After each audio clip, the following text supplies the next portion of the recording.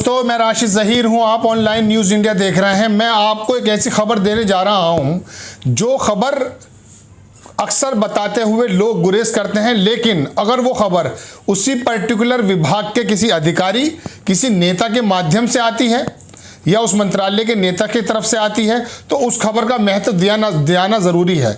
और आपको इस खबर के बाद ये भी पता चलेगा कि किस तरह के बखेड़े और किस तरह के भ्रष्टाचार और किस तरह के खेल विभागों में होते हैं, मंत्रालयों में होते हैं।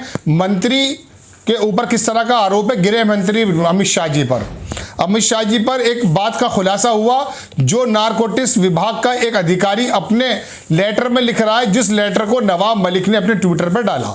मैं आपको यह खबर देना आया हूं कि इसके पीछे जो खेल होते हैं, अभी आपने देखा होगा राज्यपाल सत्यपाल मलिक ने बयान दिया था कुछ वक्त पहले। मैंने आपको खबर बताई थी कि अंबानी और आरएसएस के एक अधिकारी ने कश्मीर के जब वो राज्यपाल थे तो 2 फाइलों पर साइन करने के एवज में 1.5 करोड़ रुपए उनके सेक्रेटरी ने बताया कि आपको ऑफर है।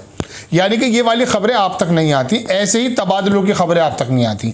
एक तबादला रूटीन से होता है और एक तबादला अपने मकसदों को पूरा करने के लिए किया जाता है। देखिए, एक लेटर लिखा जो समीर वानखेड़े हैं उनके एक साथी ने। किसको लिखा? नवाब मलिक, महाराष्ट्र के जो मिनिस्टर हैं जो रोजाना खुलासे कर रहे हैं, उन्होंने ही ट्विटर पर यह लेटर डाला है। इस लेटर में से जो इंपॉर्टेंट बात मुझे लगी वो मैं आपको बताना आया हूं कि इसमें क्या लिखा। उसमें लिखा गया है कि समीर वानखेड़े को एक बड़े अधिकारी के कहने से अमित शाह ने उनको मुंबई मतलब जोनल का जो है ना हेड बनाया था, और उसके बाद फिर उन्होंने अपनी हरकतों को अंजाम दिया। यानी कि जो फिल्म इंडस्ट्री के लोग थे उनसे ब्लैकमेलिंग करने का काम शुरू किया। लेकिन मैं खबर को यहीं रोक के यहीं पर रुकना चाहता हूं कि आखिर ऐसा क्यों होता है कि अफसरों का तंत्र इसलिए इस्तेमाल किया जाए कि अपने मकसद पूरे हों। पहले खबर सुनिए, सत्य हिंदी की खबर है। आशुतोष ने भी इसको ट्वीट किया है और ये खबर जो है उस लेटर से है जो लेटर लिखा गया है नारकोटिक्स के अधिकारी के माध्यम से, जो बताता यह है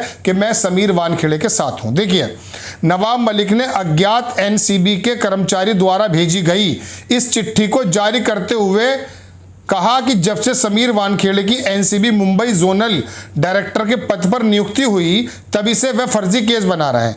नवाब मलिक ने चिट्ठी जारी करते हुए दावा किया कि जब नारकोटिक्स कंट्रोल ब्यूरो के डायरेक्टर राकेश अस्थाना, ध्यान रखिएगा दिल्ली याद आ जाएगी आपको, राकेश अस्थाना थे पहले कंट्रोल ब्यूरो के डायरेक्टर। उन्होंने मनपसंद के अधिकारी को सुशांत राजपूत ड्रग्स मामले की जांच के लिए एसआईटी का चीफ बनाकर मुंबई भेजा था। इसके साथ ही समीर वानखेड़े को गृह मंत्री अमित शाह से कहकर मुंबई जोन का जोनल डायरेक्टर बना दिया गया था।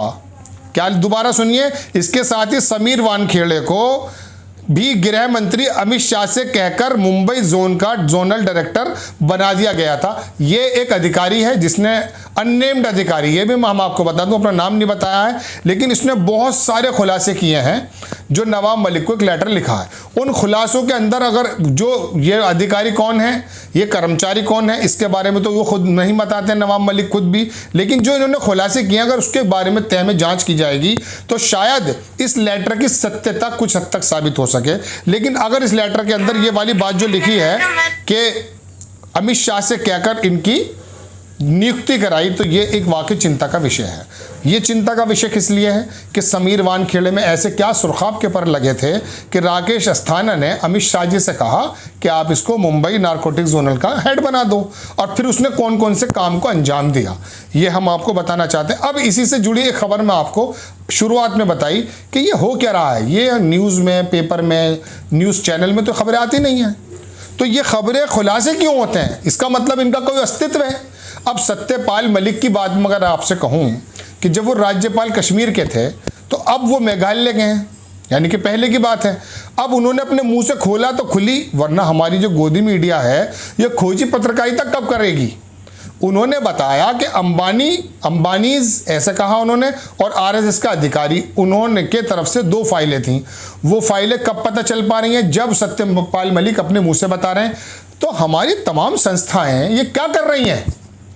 यानी कि बिजनेसमैन और उद्योगपति और सरकारों का जो आपस में लेन देन है और तंत्र के माध्यम से जो मंत्रालय काम करा रहे हैं, यानी कि ये वाली खबरें तो हमें मालूम ही नहीं है।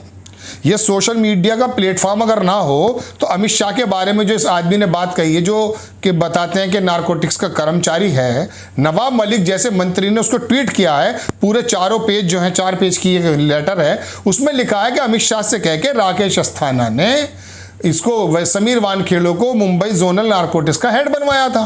क्यों बनवाया था? यानी कि राकेश अस्थाना की नियुक्ति होती है, उस पर भी सवाल खड़े होते हैं।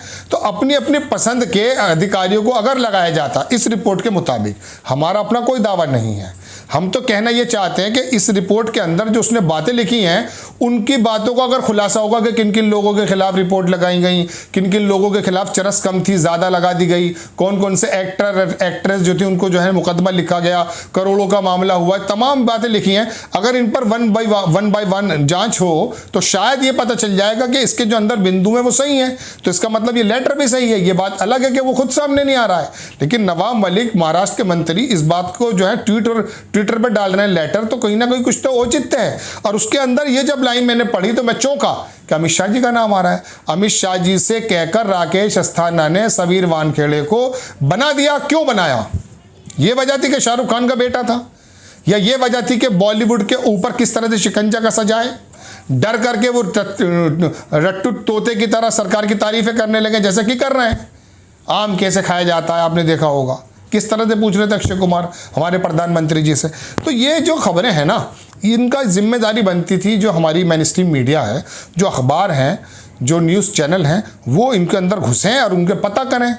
वैसे तो पत्रकार किसी की कोठी के दीवार के ऊपर कूद जाता है, सुशांत राजपूत वाले मामले में हमने देखा, लेकिन ये उन विभागों में जो सत्ताधारी विभाग हैं, जो सत्ता का जिन पर नियंत्रण है, अंदर की खबरें क्यों नहीं ला पाते? खोजी पत्रकारिता फिर किसको कहते हैं? आपको पत्रकार क्यों कहा जाता है? आप इस तरह के, अब ये लेटर इसने डाल दिया तो इससे पता चल पा रहा है कि ये जो समीर वानखेड़े का जो तमाम जो ये नियुक्ति हुई है, ये क्यों हो रही है और किसने की है। भाई नो डाउट कि अमित शाह के अंडर में ये तमाम संस्थाएं आती हैं, लेकिन उसके बावजूद भी एक विभाग होता है जिसको स्थापना कहा जाता है, आईजी स्थापना वगैरह, उसको देखते हैं। वही जो है ना सचिव वगैरह होते हैं जो मुख्यमंत्री के होते हैं या गृह मंत्रालय के सचिव होते हैं, वो एक पैनल बनाते हैं। गृह मंत्री हमारे अमित शाह जी तो इतने बड़े मंत्री हैं, दूसरे नंबर के मान के चलिए आप, नरेंद्र मोदी जी के बाद उन्हीं का नंबर आता पार्टी में भी और देश में भी। तो उनको तो शायद इन छोटे छोटे मामलों का पता भी नहीं होना चाहिए। लेकिन ये जो लेटर है, इसके अंदर जो कर्मचारी बोलता है कि अमित शाह जी के कह कर के उसको बना दिया, तो वो कौन से अपने ध्येय हैं, कौन से अपने मकसद हैं जो उनको पूरा करने के लिए तमाम तंत्रों के साथ इस्तेमाल किया जाता है। अब वो धीरे धीरे उसके बाद पता भी चला कि इसी समीर वानखेड़े ने करोड़ों रुपए वसूलने की कोशिश की, जैसा इसके लेटर में बताया, और नवाब मलिक इसका आरोप भी लगाते हैं और बहुत सारे एक्टर्स के खिलाफ मुकदमा भी है। इस लेटर की जो कर्मचारी ने लिखा है, इसकी सत्यता एक बात से और भी नजर आती है। उसने कुछ इसके अंदर हवाले दिए हैं कि शक्ति कपूर की लड़की के साथ ये हुआ, दीपिका पादुकोण के साथ ये हुआ, तमाम लोगों के नाम है। वो रिपोर्ट लिखी गई, उसके बाद फिर उनको लेन देन करके छोड़ दिया गया, ऐसा इसका कहना है। तो इसका मतलब कहीं ना कहीं वो रिपोर्ट निकली जा सकती है रिकॉर्ड में से। बहुत सारी चीज़ अगर वो निकलती है तो उसका मतलब लेटर ठीक है, तो लेटर ठीक है तो उसका मतलब ये भी सही है कि समीर वानखेड़े को अमित शाह जी ने नियुक्त किया राकेश अस्थाना के कहने से, और उसके क्या इंटेंशन हो सकती है आप समझ सकते हैं। तो ये खुलासा करने की इस लेटर के आधार पर मेरी कोशिश थी, जो मैंने आपको दिखाया। बहरहाल ये खबर आपको कैसी लगी, और वो अंदर की खबरें इन्हीं के माध्यम से निकाल कर हम दे रहे हैं आपको, जो न्यूज़ चैनल्स और अखबार नहीं देते। हमारे साथ बने रहिए, अपनी राय मेरे कमेंट्स बॉक्स में ज़रूर डालिए, और चैनल को सब्सक्राइब कीजिए और शेयर कीजिए। नेक्स्ट टाइम फिर हाजिर होता हूँ नई खबर के साथ। जय हिंद। चैनल को सब्सक्राइब करें और घंटी जरूर दबाएं।